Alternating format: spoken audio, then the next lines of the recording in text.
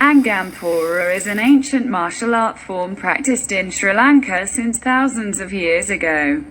It receives its name from the Angam arts, which involve hand-to-hand combat forms, and the Ilangam arts, which incorporate traditional weaponry such as the arumi, ethanukadua, swords, battle axes, staves, daggers and maces.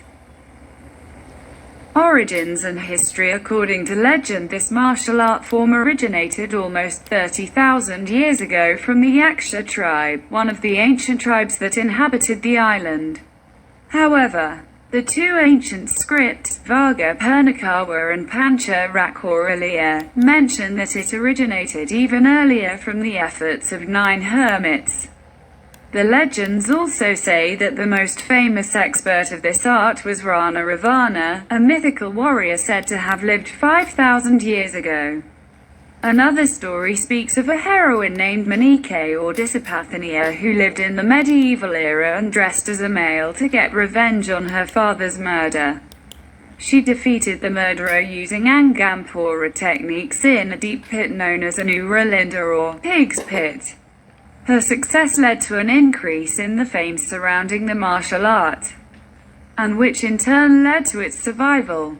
Either way, it indeed fact that it was used in wars for almost 2 millennia is confirmed by historic evidence presented in carvings from various ancient temples such as the Ambeka Devalaya, the Temple of the Tooth, etc., and many historic scripts.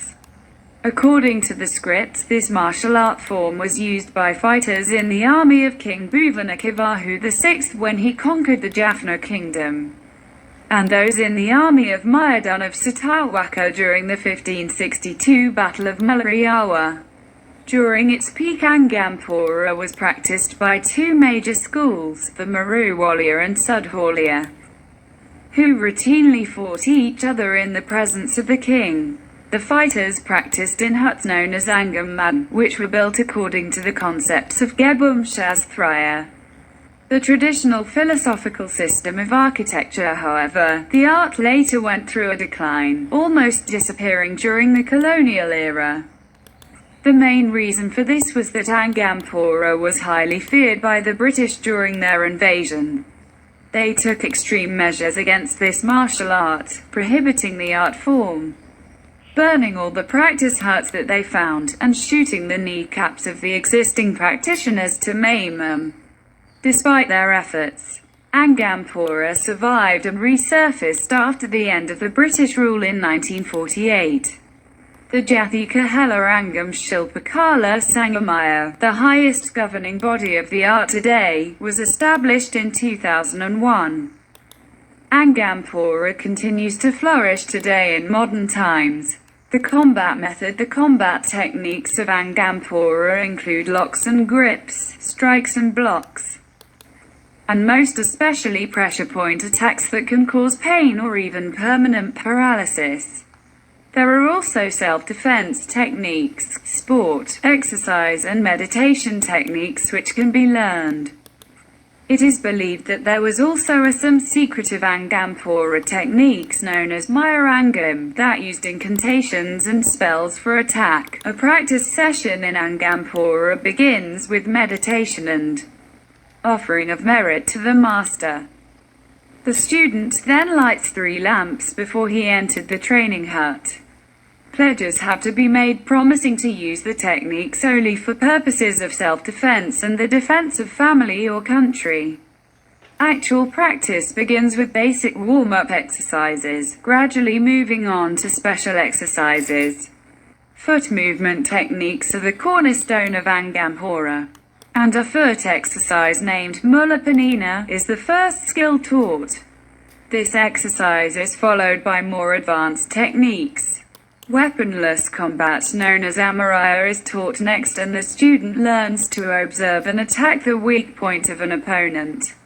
The subsequent area of training is in weaponed combat. In total, there are 64 types of weapons, including 32 sword variants and several traditional weapons.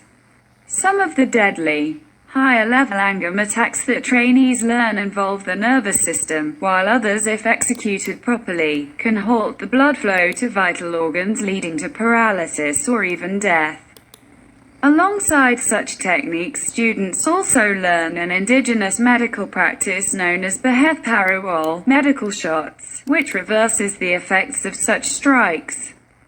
Finally, on mastering all these, the fighter receives a graduation ceremony at a Buddhist temple. However, they can continue to train to become fencing masters or panakaralas, which is the highest position in Angampora.